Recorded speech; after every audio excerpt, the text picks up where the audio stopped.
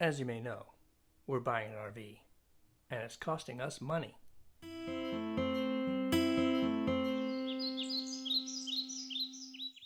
The RV we're getting is new, and it's not being mass-produced in a factory. Instead, we have options. Choosing a layout, the kind of toilet we wanted, and so on.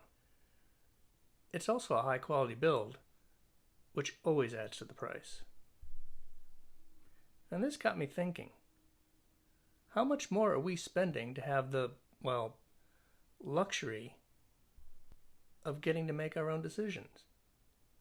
And that's a fair question to ask.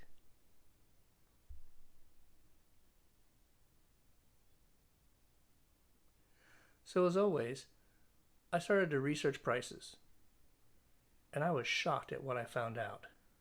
I mean, most of the Class B vans I was looking at were assembled using assembly line techniques. Cabinets and other items were pre-built and just added to whatever van chassis came in. If you know anything at all about vans, they are not built with exact measurements. There are always slight build differences. Widths are not equal from front to back. Height depends on where you measure from. They just aren't the same from van to van. So, what did I come up with? In short, a lot of Class B vans are overpriced for what you get. Now, granted, I'm looking at new vans, and there's no question you can find used ones for a lot less money. But I wanted to compare what we're getting with something equivalent, and that meant 2021 or 2022 models. Another thing, I'm not saying any one brand is better or greater than another, although I am going to share thoughts about what one gets for the money. I'm also not suggesting you should only buy custom RVs. That is a personal decision. My thoughts on the subject are just opinion and should be taken as such. Since prices change all the time, well, depending on demand, and deals can be made depending on how good you are at that, I'm not going to list actual prices in this video. Instead, I looked at the RV Trader website and got what looked like an average selling price for a particular RV. I then reduced that price by some amount, depending on what I thought someone might be able to get discounted from a dealer. Now, some may disagree with how much I was willing to reduce the price, but for right now, demand for RVs is very high, and supply is rather low. So I think it's a seller's market. And dealers don't give deals. They're just harder to come by. Keep that in mind when I talk about price differences. So like I said, I'm not listing prices, but I'm looking at the percentage difference, either lower or higher, between our Embassy Duo and the Class B I'm comparing it with. I'm not including taxes, since your tax could be higher or lower than ours, which would affect the percentage difference. And of course, I have no idea if dealers for these other Class Bs charge any kind of shipping or handling fees, so those aren't included either. If they do, then the cost of the RV increases, so keep that in mind as well. There's now an Embassy RV Owners and Wannabes group on Facebook. The link is in the description below. We talk about everything Embassy RV, from layouts to options to dreams of travel in an RV. We even have a few song lyrics posted. If you own an Embassy RV or are just interested in finding out more, consider joining. Be seeing you.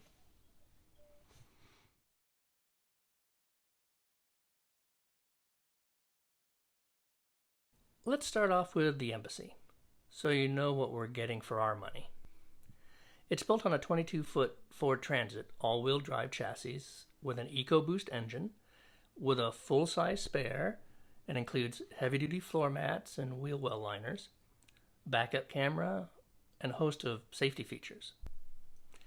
The Embassy build comes with a protective clear coat on the van, has 23 gallons of fresh and 23 gallons of gray water capacity, We don't have a black tank since we're getting a C-head composting toilet, and it uses a hydronic heating system instead of propane. There's no solar, but it comes with 630 amp hour lithium battery system by Lithionics, a 3000 watt inverter, and a second alternator. The AC system is 20,000 BTU. That's a lot. And it runs off 12 volt, so no need for the inverter if running your AC. As a matter of fact, you only need the inverter for electric plugs, the TV, and the microwave. That's it. It has door screens, woven floor mats, microwave, induction cooktop, full-size fridge, and can potentially seat and sleep 4 people. How does that compare to other Class B builds? Let's find out.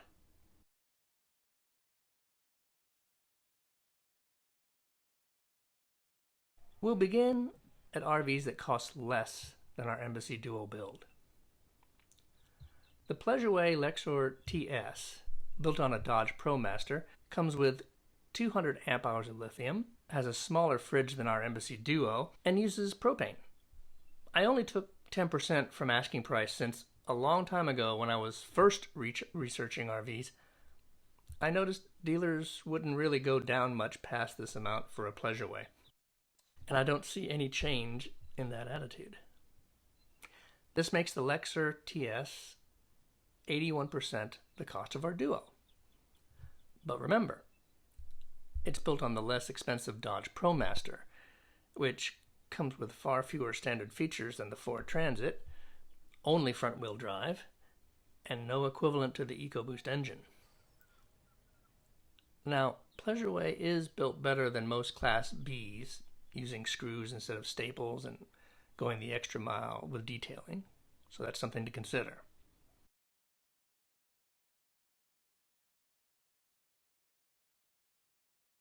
The Pleasureway ONTOUR 2.2 is similar to the LEXOR, but built on a Transit.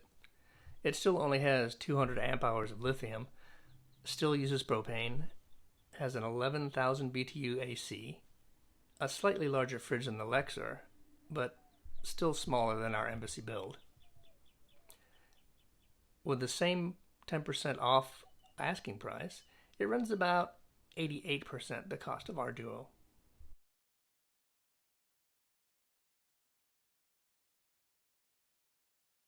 The last RV I researched that cost less than our Embassy Duo was the Coachmen Beyond 22C.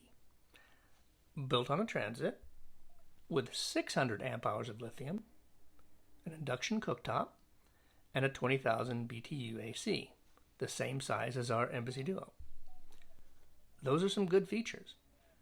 I reduced the asking price by 15%, so it was about 93% the cost of the Embassy Duo.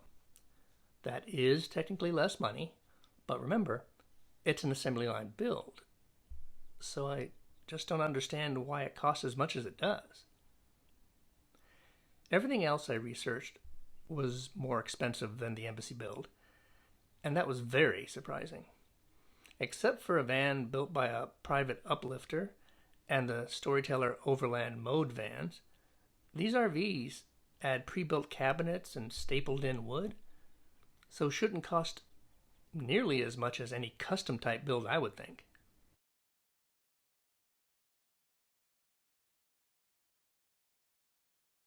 I was quite shocked at the cost of a 2022 Winnebago TRAVATO 59GL. It was a couple of percentage points more expensive than our Embassy Duo, and that was after taking off 15% the asking price. Even if you could get the traditional 25% off, it would still be only 10% less than our Duo, a custom-built van. The TRAVATO is built on a 21-foot Dodge ProMaster and comes with a Volta lithium system, which means a lot of battery. It has a 3,600 watt inverter, 2 alternators, 13,500 BTU AC, 200 watts of solar, Truma Combi heating, and cooks using propane. It only sleeps 1 comfortably, maybe 2 in a pinch. I'm not sure if they fixed the installation problems in these 2022 models, but I hope so. When we rented a TRAVATO KL, the back bathroom was freezing since there was no insulation in the back doors. The heating was great though, and since it's using propane, very efficient. Apparently, it does not have a spare tire at all, which is unfortunate.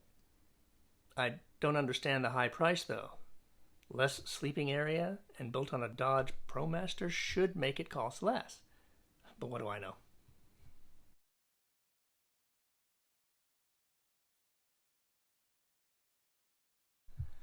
Storyteller Overland vans come in 3 flavors: Classic, Stealth, and Beast Mode. They are all more expensive than our build, but not by a lot if you look at their cheapest model, the Classic Mode. All the Mode vans are built on a 19-foot Mercedes Sprinter, and from everything I hear, it is a very high quality build. For someone interested in a smaller sized van and a more open layout, this may be a good choice. Just remember, there is no dealing with the price. They have a set price, and that is what you pay. I'm not sure if you can make any other deals with whatever dealer you're working with, but if you can, then that could bring the price down or maybe get you some extra features.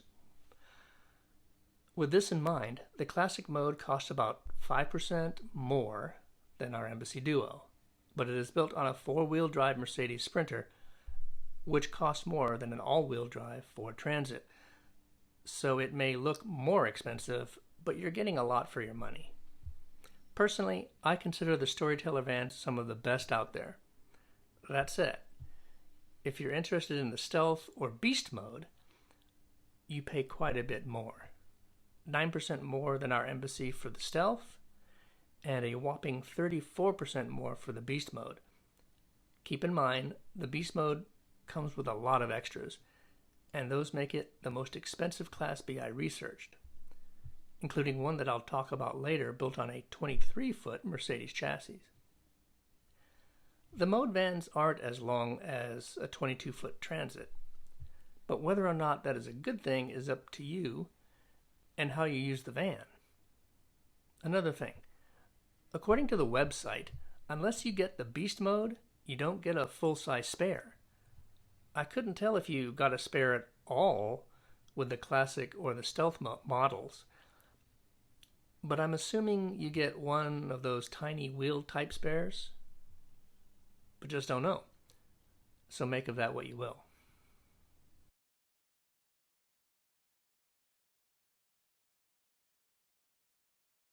I found an uplifter who built a van on a Transit with similar specs to the Embassy, but was about 15% more expensive. I don't think you would be able to take much off the price by dealing, but maybe you could get it down. If so, the price could be comparable to an Embassy build. I don't know much else about it though, so I can't speak of the quality of the build. Be aware of this, and be careful if you find a private builder. There is a lot of expertise needed to turn a cargo chassis into a safe and reliable Class B, including electrical wiring, the different materials used, balancing problems to solve, and more. Everything has to work together, and if something doesn't, it can be a major issue.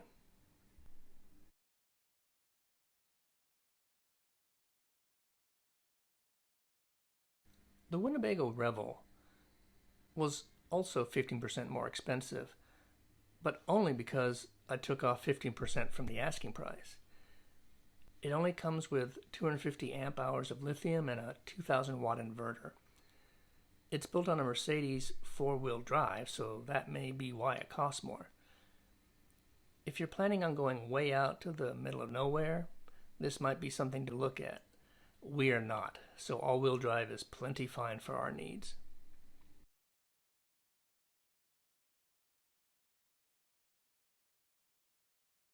The last van I looked at isn't really a fair comparison at 28% more expensive after a 15% discount from asking price. But I wanted to look at the cost difference anyway. Note it is cheaper than the Storyteller Beast Mode, but I'm not sure the quality is as good. The Winnebago Bolt 70BL is built on a 23-foot Mercedes, has something called a 4-module energy pack lithium battery system, which I think is from Volta, so probably a lot of watt hours. The weird thing is, it only had 21 gallons of fresh water capacity, 2 gallons less than the Embassy, but a really big 36-gallon gray water capacity. I would think you would benefit by having more fresh water capacity, and if you only have 21 gallons of fresh, why is the gray so big? You'll never fill it. Why not just have 2 tanks of 28 gallons each? If anyone has an answer to that, let me know in the comments.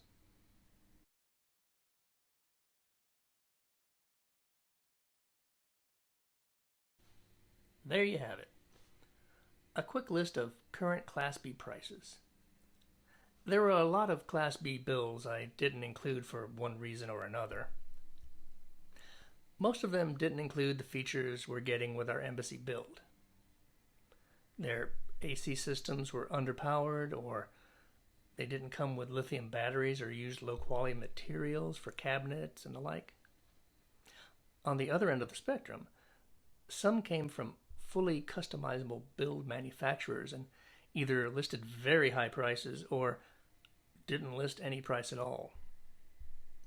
I guess if you have to ask the price, you can't afford it. You can probably find other deals out there, and if you're watching this video a year from now, who knows where the prices may be. The RV economy might have collapsed, and deals are everywhere, or prices may have jumped even higher. But remember this, all of the prices I've listed, none of them include dealer costs.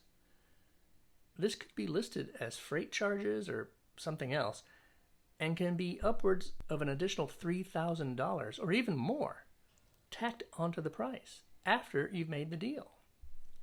That translates to adding another couple of percentage points to all the figures I've given in this video. And don't forget, if the van is made on one side of the country and has to be driven to the other side, well, that means you could already have 1,000 miles or more on that brand new RV you're buying. Our Embassy Duo is built at Embassy, and although we have to spend money to get to the facility, that doesn't cost anywhere near $3,000. Not only that, but there won't be mileage on our van. We start off fresh and add the miles on our way home. And that's a good thing.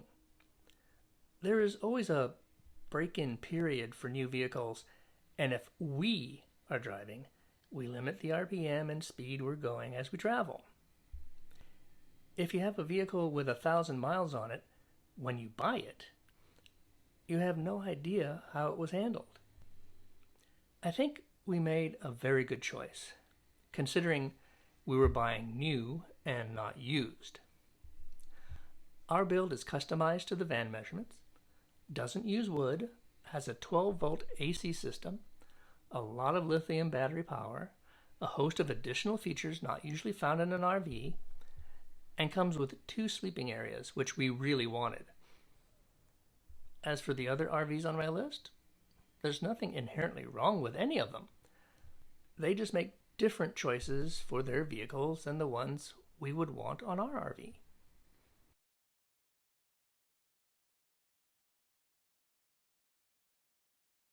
In my opinion, the Winnebago TRAVATO was just too expensive for what you got. Even if you could get the traditional 25% off of list, it would still only be 10% less than our customized Embassy. Not nearly cheap enough for our taste. And although they've pumped up the power on the new models, the layout didn't fit our needs, and, well, we don't want propane in the build. The Pleasureway Lexor, and the Pleasureway ONTOUR, and the Winnebago REVEL, and the Winnebago Bolt all had some nice features, but were just not backed up with substantial battery power, and the Bolt was just too long for us anyway.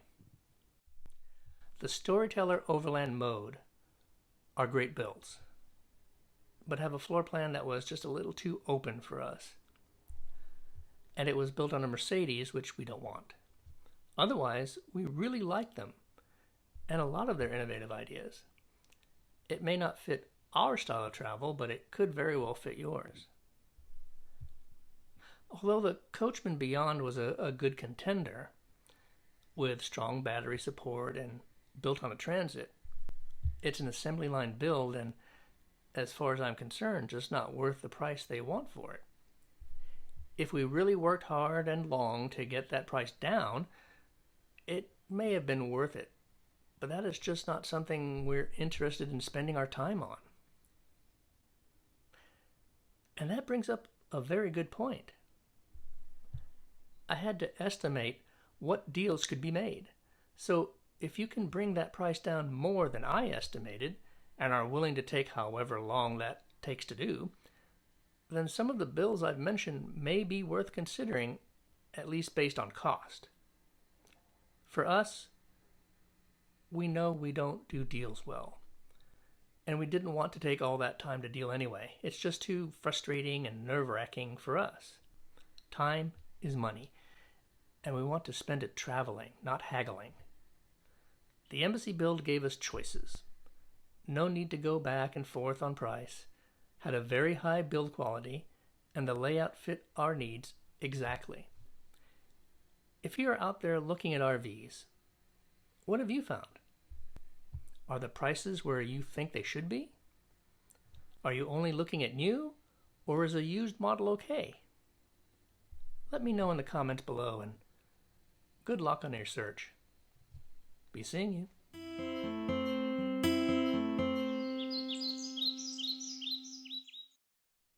My thoughts on the subject are just opinion and should be taken that way.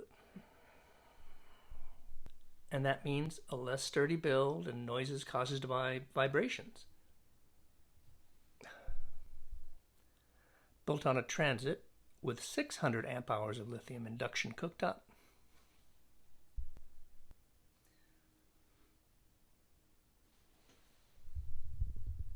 Building items ahead of time means things aren't Building items ahead of time means things aren't built with your specific